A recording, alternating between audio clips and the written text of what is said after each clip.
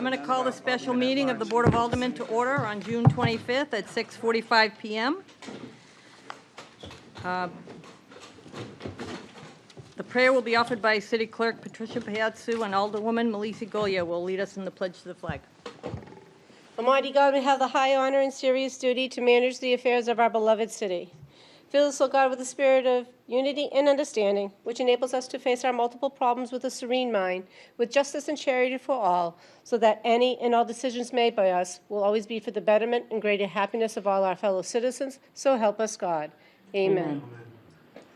I pledge allegiance to the flag of the United States of America and to the republic for which it stands, one nation under God, indivisible, with liberty and justice for all.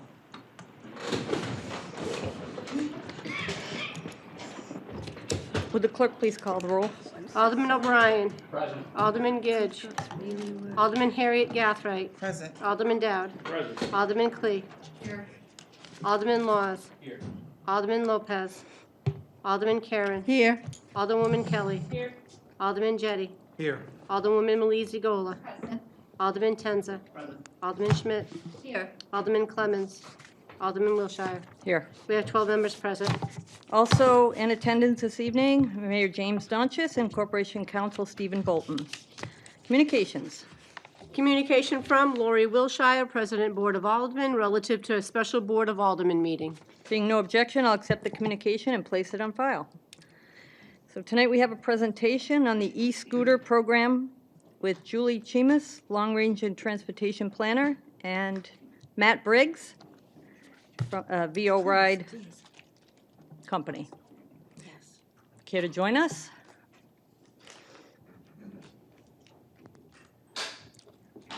I'll just leave them here because I'll probably need one. Good evening. Thank you very much. You bet. Hi, I'm Julie Chismus, Transportation and Long Range Planner with Community Development Division here at the City of Nashua. And I'm simply here to welcome and introduce Matt Briggs, who will share with you information about one of the newest additions to VO Ride's transportation options platform, which is the electric scooter. So without further ado, Matt, thank you. Thanks so much, Julie. Like you said, my name is Matt Briggs. I'm the Regional General Manager for VO Ride, responsible for our Northeastern region. First, I want to thank the Council and Mayor for allowing me this opportunity to speak and to introduce this very exciting program. I know we have had the opportunity to showcase our hardware to some of you with our manager, Ezra Richardson, and he's spoke very highly of everything that's going on here, and I've watched with a little bit of an arm's distance, but have been nothing but extremely excited to announce this new addition. So first thing I want to do is spend a few moments talking about our hardware a little bit. For those of you that hadn't had an opportunity to see it in action yet, I want to discuss why it's a little bit different from some of the horror stories that you may have heard on the news and elsewhere, and talk about how it is going to be folded into the program as it exists today, and then answer your questions. That's really what I wanted to spend the bulk of the time today on. So first, the hardware itself.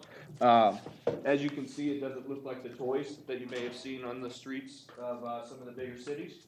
It's very sturdy. It has very low center of gravity, and that's just helping first-time riders, first time that folks give this a shot. It's much more stable. It's attached to the ground, and it's very, very capable of dealing with potholes, cracks in the road, etc. So it's meant to be a sturdy transportation device to get people from point A to point B, and to really supplement the bike share program that we've seen have so much success so far already in the past year. And they're also quite a bit of fun. The next topic that I want to dig into a little bit is how this will fold into the existing system that we have. So one of the educational elements that we are really going to push in our messaging through social media, through standard media channels, is that this is to operate a lot in the same ways as the bike share program. Parking still needs to be out of the right-of-ways, not impeding any ramps, in much of the same way as all the bikes have. And a lot of the success that we've seen after the first few months of the program here, the number of issues, number of complaints has dropped significantly. So we want to continue that momentum and, just showcase that these operate under many of the same rules. You still scan it with the app that starts the clock, off you go, it unlocks the motor, and when you're done, you lock it in the app, and that's that. Leave it parked responsibly and ride according to the rules that have been agreed upon. That is another concept that we will have physically attached to each of these scooters, especially for these first few weeks, is a small flyer that talks about the different rules: riding in the road, staying out of sidewalks, parking responsibly, etc. So we are working very closely to make sure that we capture all that messaging, and that users are able to understand where these are supposed to go and where they're not supposed to go before they unlock it for the first time. And so with that, I would like to extend a special thanks to Mayor Donchis and Julie for all your support and excitement and energy in bringing these devices to the streets of Nashua. We're very excited and think this is going to be a great success. So if any of you have any questions, I'd love to address those at this time. Thank you, Matt. Alderman Clay. I know this is probably seems odd, but helmets, I'm a little concerned about that. I don't believe that there's rules or regulations that say you have to have helmets any more than bikes unless you're a certain age. Is this going to be a requirement? And if so, that means people are going to have to walk around with their helmets in hand and so on. Right, and so what we showcase is we encourage helmet use. We require folks to follow local laws. And one thing that will be incorporated in the first few weeks of this launch, we will be doing multiple events with helmet giveaways and encouraging folks to wear helmets and to promote safe riding habits. But that being said, you're right. It is unrealistic to expect every rider to have a helmet with them at all times. We are also entering into a partnership with a collapsible helmet manufacturer to where we can offer discounted rates on helmets that you are able to carry around and are a little bit more portable. But that's something that we hope to announce in the near future. Alderman Laws. Can I just get you to pull up the slide 2 or 3 slides ago with all the technical? There you go. Sure. And then I just want to make sure I'm not asking you questions that have already been answered. Of course. I'm good for now.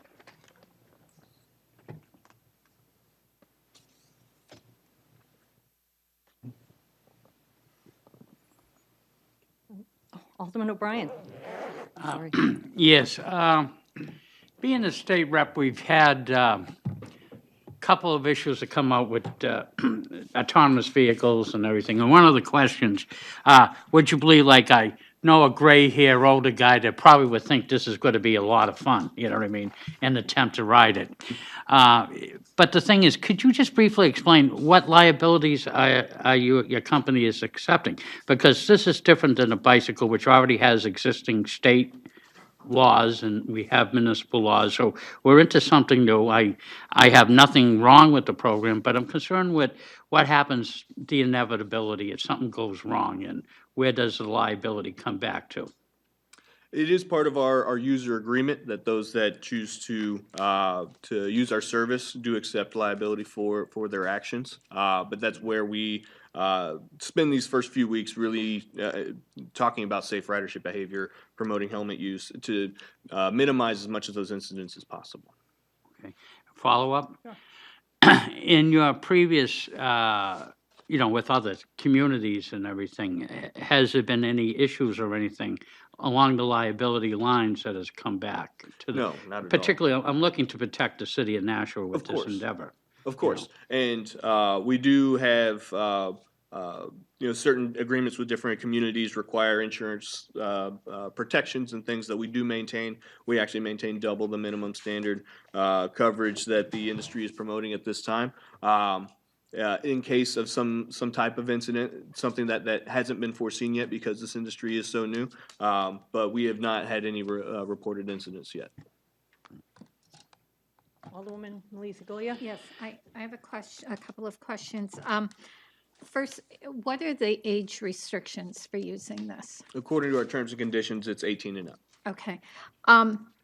You made reference to agreed upon rules with the city. Could you summarize those? I mean, I don't believe I've seen a copy of those, so just if you could flesh that out a bit. What are the agreed upon rules? And I'm asking because I've had several people comment to me about where these are going to be driven, how fast they go, and concerns not necessarily about people using your bikes, but people in general not being aware of their surroundings and zipping in and out. So Sure.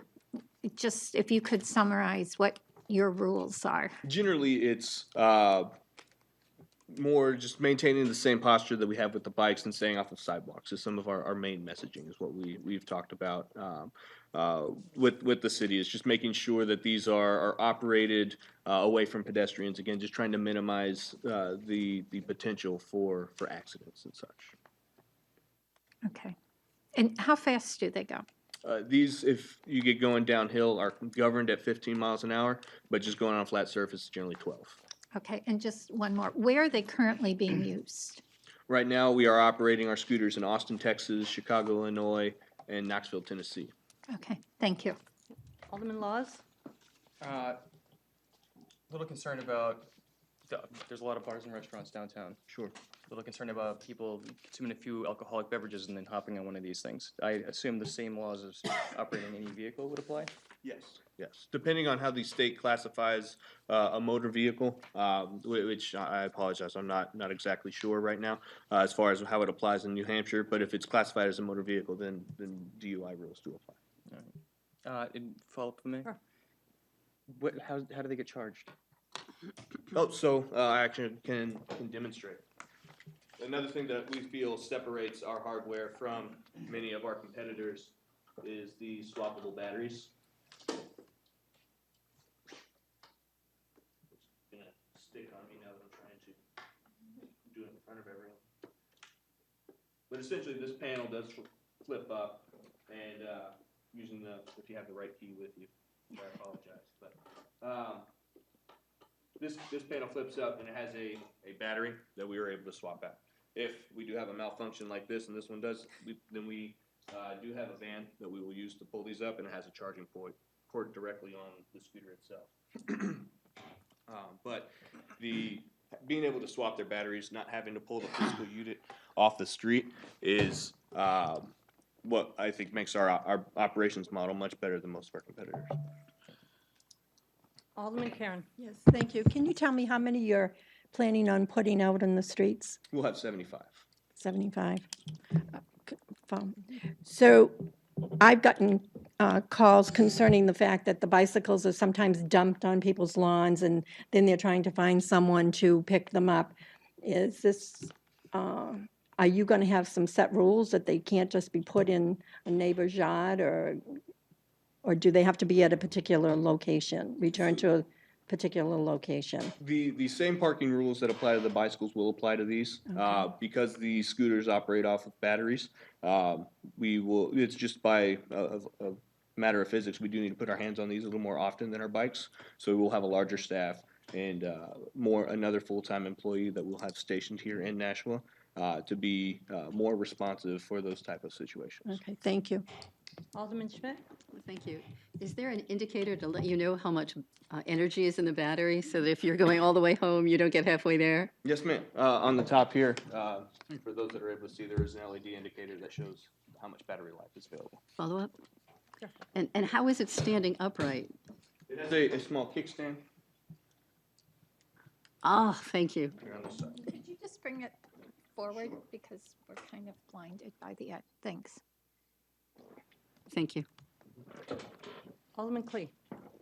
Yes, I have two questions. First, in reference to the battery life on it, what is the battery life? So we know that there's an indicator, but if there's one there and I decided I wanted to do it, I went online, did the app, will the app tell me what the battery life is on that particular one and so on? The app does tell you how far the battery will take you. So each battery is rated at 38 miles. Okay. Generally, we anticipate 25, just given terrain and, different body types and so forth. And that's what our algorithm is based off of. But once you go to unlock, before you actually start your ride, it'll have a battery life indicator along with the expected amount of distance that you would have. Follow up. And the other question is, will this be ridden in bike lanes or road use? And the reason I ask this question is I too have been getting a lot of calls from people who actually bike and concerned that they're going to be in the bike lanes and then these vehicles. And I've gotten concerns from drivers that are saying, I'm going to be going down the road and I'm going to have a scooter in front of me that's going 12 miles an hour. Right, and it's intended to operate in the bike lanes. That's whenever a bike lane is available, that's where we encourage scooter use as well.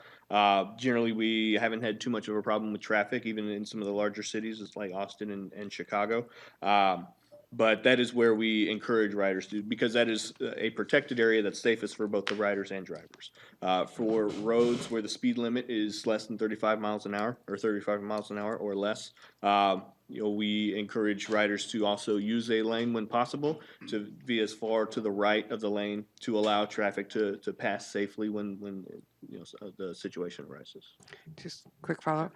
In keeping with that, have you mentioned the other communities of Austin, Chicago, and so on. Have there been any issues with those on bicycles feeling, the negative impact of these in those lanes, especially when we're going to put 75 on the streets? Not necessarily. It's similar to vehicle traffic that once a situation is safe, the bicycles are able to pass the scooters because they generally go faster than the scooters are.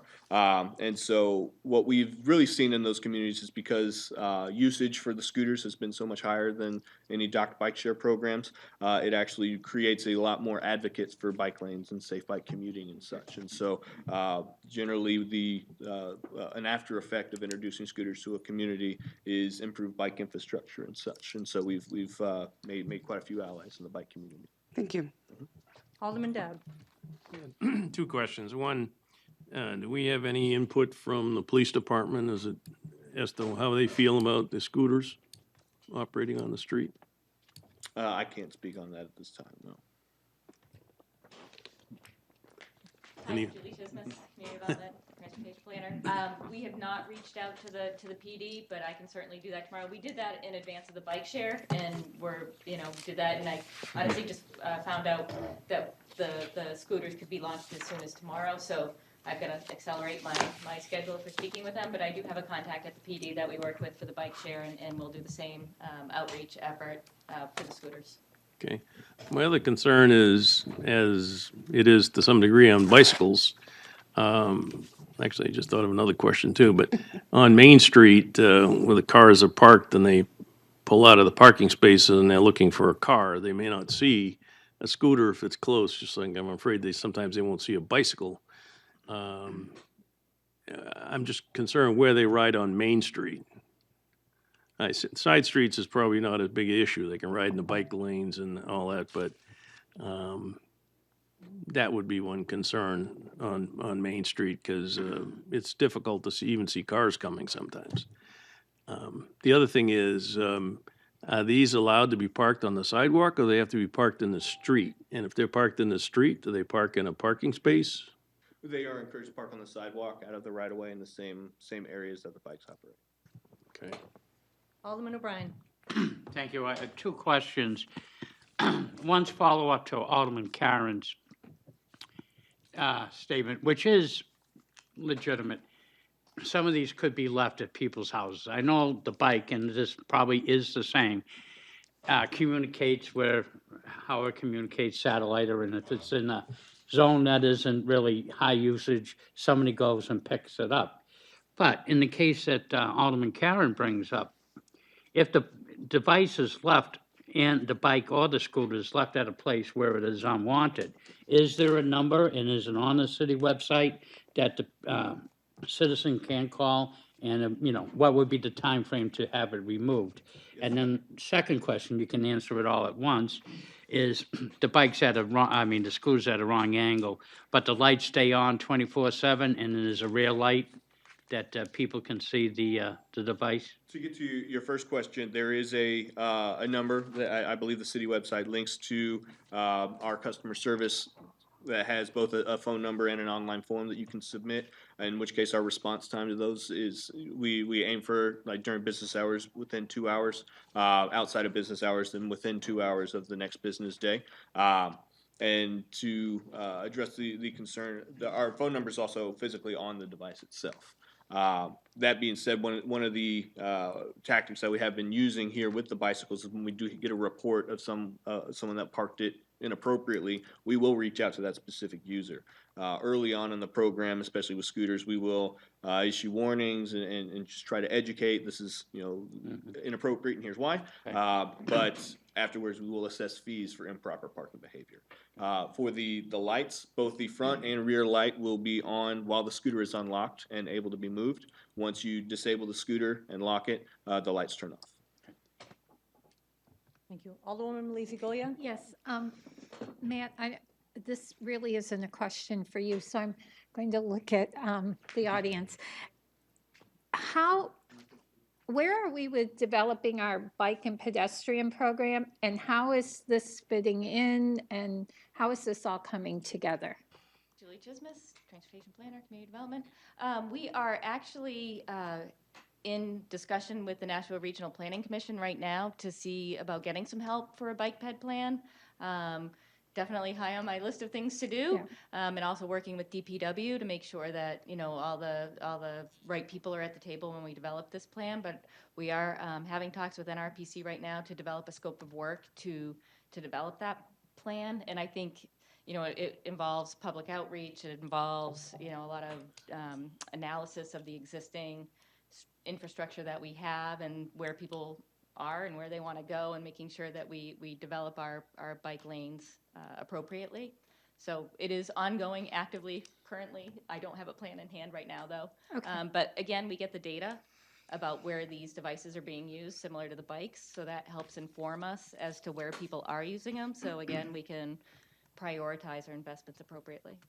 If I may follow. Sure. First of all, Julie, thank you. And I knew it was in process, but I wasn't quite sure where it was.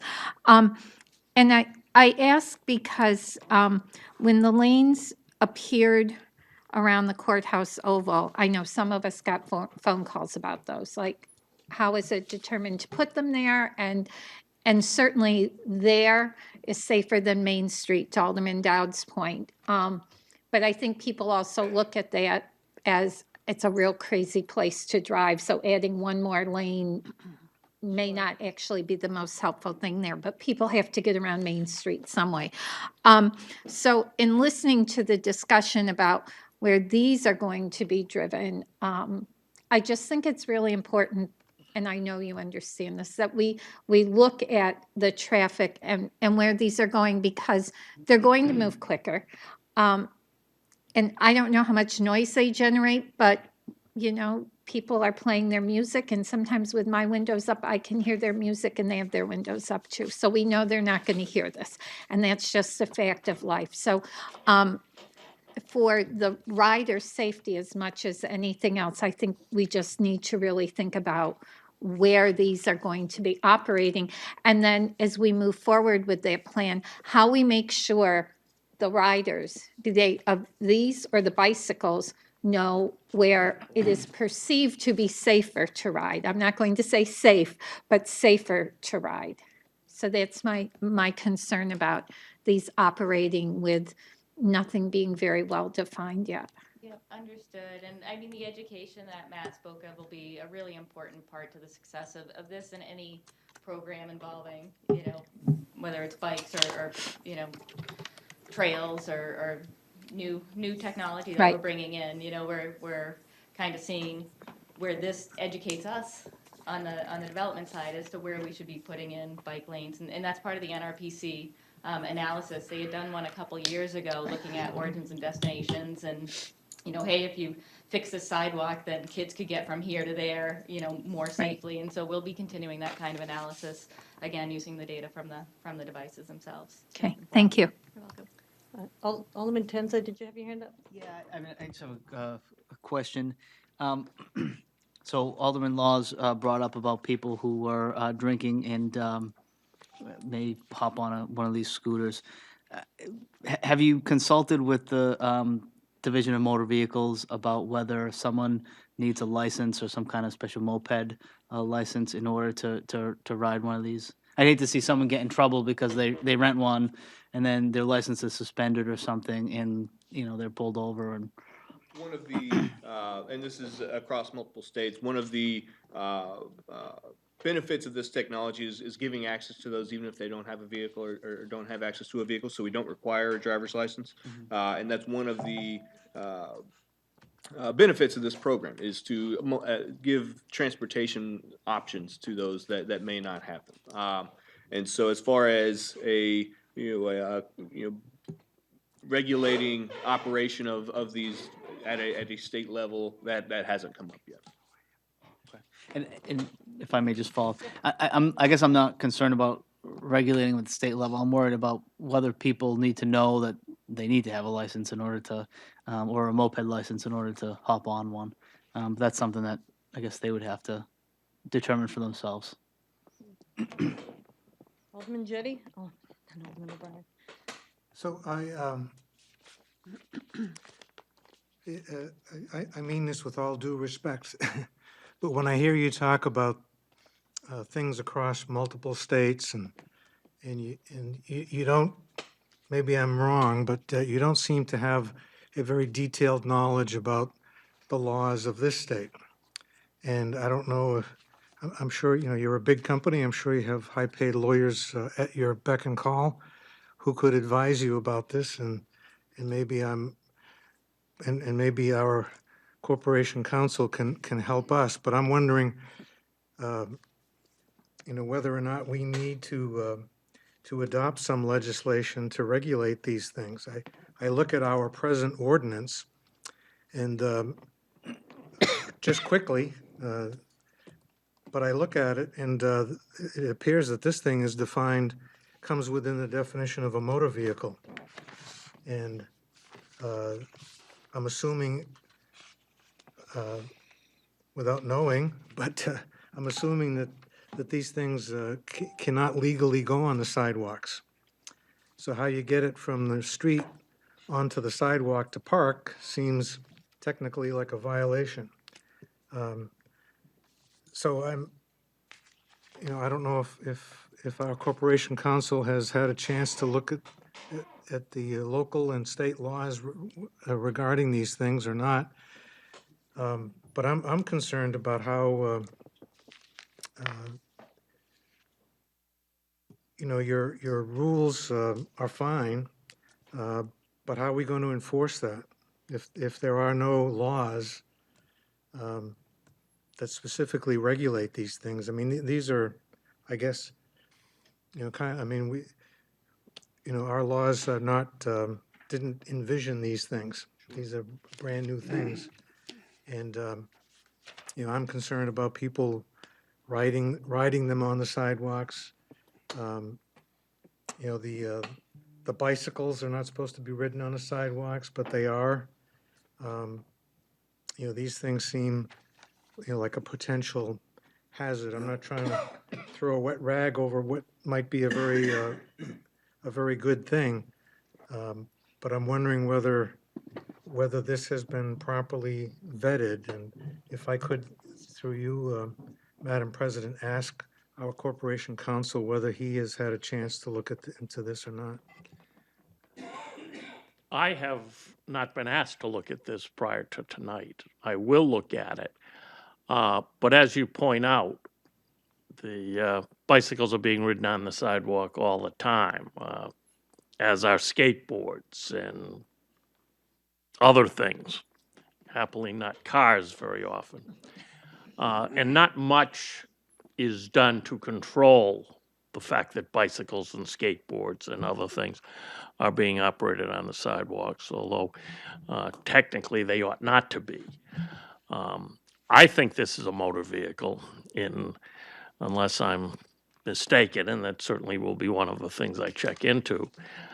So if someone has their license to drive revoked or suspended, I don't think they ought to be operating this either.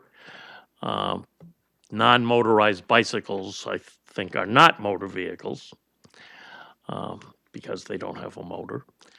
So that's in a different category. But I have not specifically reviewed the ins and outs of all legislation. And frankly, I'd prefer that the private company who makes money on this devotes the time of their lawyer to it. So that might be something to think about as well. Alderman Jettie, you're all set? Well, just to follow up, should, before we launch this program, shouldn't we, ask, would it be appropriate to ask them to provide us with some kind of legal opinion regarding what laws and ordinances pertain to these things, and what, whether or not, our allowing them to operate in the city is permitted under current law, or whether some laws need to be changed or written to do that. You could certainly request such an opinion. Alderwoman Melisi, go. Yes, to follow up on that and Alderman Law's comments, I guess I have concerns that look at both ends of this. I would hate to have someone think that if they come out of a bar and they know they've had too much to drink, they're going to leave their car wherever it's parked and hop on one of these and then find out they also have a ticket and maybe do something to themselves or someone else. And then as Attorney Bolton just stated, I would also not want to see someone who's had their license suspended think that this is okay too and do the same thing to get around town. And it's concerning to me that that could happen from either side of that. I have not had overwhelming support expressed to me in favor of this program, and I think we need more information because I think we owe it to citizens. If we're putting these out there and someone takes one because they think they've had too much to drive their car home and then they end up in a similar situation, or worse, they don't have a helmet on and they drive one of these home knowing that they've had too many drinks, I think that's a problem. And so I think we need to fully understand, and maybe reaching out to the police department is another venue that your company should be looking into. So we can be very clear with the citizens as to what this involves and what their responsibilities and obligations are and what could possibly happen as a result of an accident with this vehicle. Thank Alderman you. O'Brien? Well, now I'll put on my other hat as vice chair of the Transportation Yeah. Committee for the state of New Hampshire. It's my opinion, initially, this may already come under the OHRV rules within the state. And probably need to take a look at that, which kind of follow the motor vehicle rules, but yet it is kind of relaxed with OHRV as far as the age of people who are using it. In the case that people do, we're a state that relies on tourism, and there's people up in Bartlett that get on their four wheels and have at it and go out and have a good fun at the age of 16. However, they have to be supervised by current law of somebody who is 25 if it gets passed, depending upon the governor. But anyways, we'll see what happens. But my question is, we could sit all day and peel this banana, so to speak. So my question is, have you entered into the other cities in an agreement? Like, how long is this going to be? In other words, instead of putting a sunset clause on it or something like that, could we get into a trial period, evaluate the situation, and then see if some of our worst fears do come? And would be able to immediately terminate if we determine that that it really isn't working out? And I think that's more what I would like to hear, because I could sit all day and say, oh, this could happen, that could happen, but you know, when it does happen, I think we need to have a venue that be able to, you know, address it immediately. Could you speak on that, please? Yes.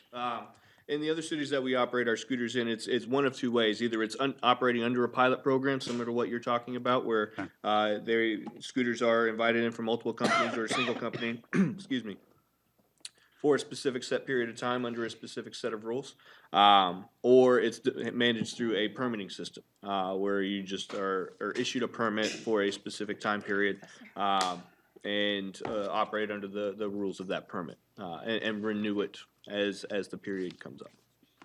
I'm going to take one more question. We are way over on our time, and we Yeah. have a presentation. So Alderman Lopez, since you haven't had the chance to speak. Yep. I was just curious, and it's a question to Attorney Bolton. How are seated scooters treated under motor vehicle licenses? How or what? Seated scooters, like elderly people driving motorized.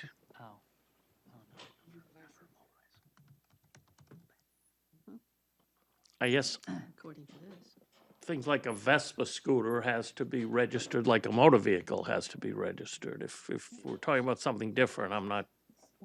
I was thinking more like electronic wheelchair kind of devices. I don't think wheelchairs have any registration requirements. But I guess like the fair answer is I've never looked at that issue. Okay. I have a member of the public, if the board would be so to allow one member of the public to ask a question. Feel free to come forward, sir. Give your name and address for the record. Very much. My name is Peter Schaefer. I live at 15 E Street, and I own both an e-bike and a Segway Mini.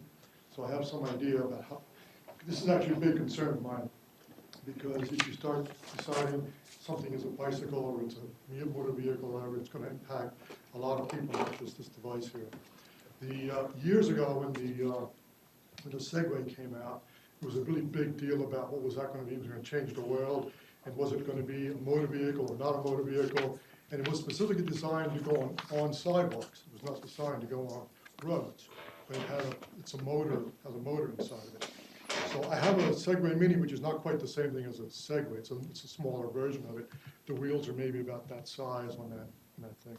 The other thing is I have an e-bike, which is just like a regular bicycle. I can ride it like a regular bicycle. I can push a button and it will assist me, give me a boost if I'm going up a hill.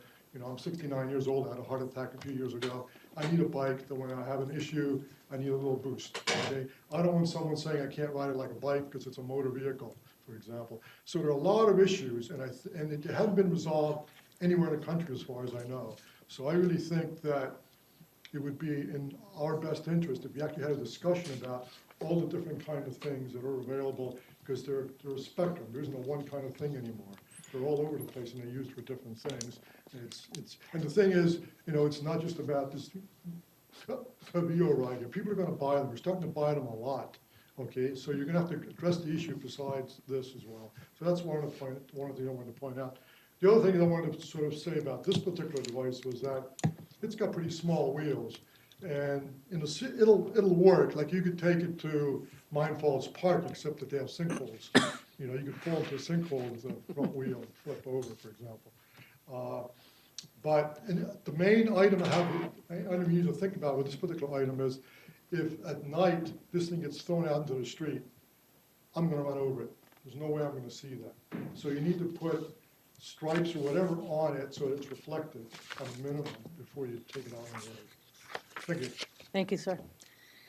Okay, what I would ask is that if anyone has any questions or concerns, that they please forward them to me and Sue Lovering, and we will get them to the gentleman and get all your questions addressed as best we can, okay? Alderman Laws. I'm sorry, but they were saying that the program might launch tomorrow. Is it still going to launch tomorrow before the concerns are addressed? I'd have to ask the mayor that question. Well, I think tomorrow morning, Julie, Ms. Chismis, and I, and the legal department should meet to talk about these legal issues. Okay. But we were, as Mr. Schaefer just said, I mean, these things are in a category, and maybe technically they would be categorized as a motor vehicle, but, you know, they're slower than a bicycle, so, and not that much faster than a electric wheelchair. So there are many, I mean, we really hadn't thought of, you know, should this be treated as a motor vehicle? I mean, we were thinking it certainly would not be. And so it would be relatively unrestricted in its use, like bicycles. You know, technically bicycles can't drive them on the sidewalk, but as we were talking about that issue, when they first brought this in, we were riding around the plaza, like 3 or 4 bicycles go by in like 4 minutes, right? So, I mean, there's all kind of bicycles on the downtown, at least on Main Street, because of the heavy traffic volume. People off Main Street are riding in the road, but on Main Street, mostly, it's often people riding on the sidewalks. So I'd suggest we meet on this tomorrow and see what we can come up with. Thank you. And I Matt, mean, I don't thank you think we very- should categorize this as a motor vehicle. Otherwise, what about all the stuff that Mr. Schaefer has raised? The Segway, the e-bike, the electric wheelchair. I mean, how's that different from this? What if it goes 10 and this goes 15? So we're going to say, well, they can't, you know. So I think it requires a little more discussion, and we will certainly. I think it does.